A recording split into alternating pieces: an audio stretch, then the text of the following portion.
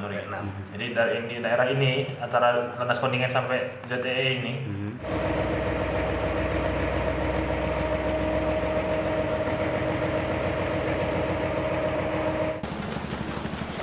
Pendapat saya kalau mengklaim tak masalah, yang penting tak menjadi hak milik Cina.